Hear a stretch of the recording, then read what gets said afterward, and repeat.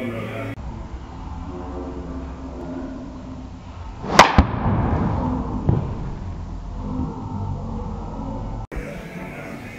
going to see how your hands go a little out.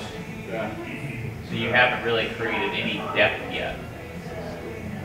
Right? Which is probably because you've been doing a lot of the cone drill, but kind of doing it, and I think we talked about this on your online lesson, is like to miss the cone, you're kind of going like this, right? Rather than making it go like your hands are working in and your club is staying outside the cone. So it's kind of like hands in, club out, rather than going like that to miss the cone, right? So what that does is now when you get up to the top, right? Pretty good there actually, but then coming down, your hands are just going to pull in a little left, and that's the pull. Rather than if you look at his hand plane, see how when his left arm is parallel and your left arm is parallel, see how his left arm is more back, right? So his left arm is back, let's say like 20 degrees. Yours is a little bit more out in front, so that it makes your hands pull in and this thing kind of tip out here like that, compared to staying where his hands are kind of actually, well, if you watch his hand path, his hands are actually moving more out to the right and down the line. So we got it. So your backswing's okay. It's not like that changing, getting your hands to be a little deeper is not going to be like revolutionary, but getting your hand path to change will make the swing direction more positive rather than being negative, because your hand path is going like this through the ball, and we want to feel like it's moving a little bit more out. Then come through, and I want your hands to come down and work, and don't let your hands touch the wall. See how my arm's off the wall? So for you, it would feel like as your arms are going out or coming down, this left arm is like across your chest, working out, and then you're creating a hole to air out your armpits.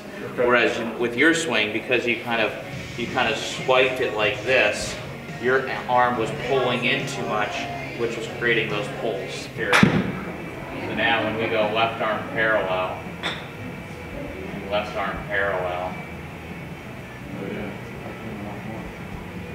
so see where the difference in the shafts are at? Yeah.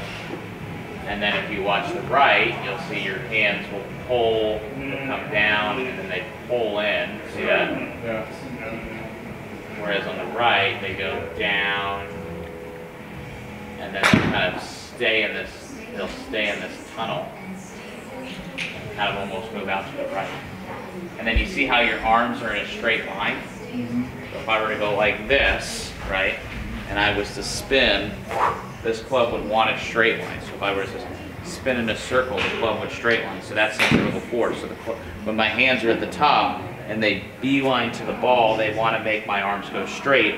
Whereas you're a big, strong guy, but like when you swing down, your hands are more down in here like this, right? So like see this picture of Tiger and see how his shaft is in line with his arms.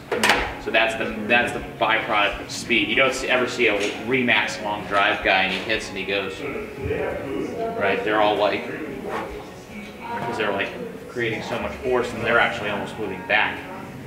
Okay? In your downswing, what we saw, your backswing was pretty good. Downswing here was pretty good. It was a little out, meaning your left arm was kind of a little bit off of your chest. And we wanted to feel like our left arm was a little bit more back behind. Like if there was a wall right here, the left arm was just a little bit more in, like let's say 20 degrees in compared to 0. Okay? And what that was doing was setting up your hand path, because your hand path, because your arm was out, it pulled in, which made you hit full cuts, and you also created like this, kind of this chicken wing on the follow-through side.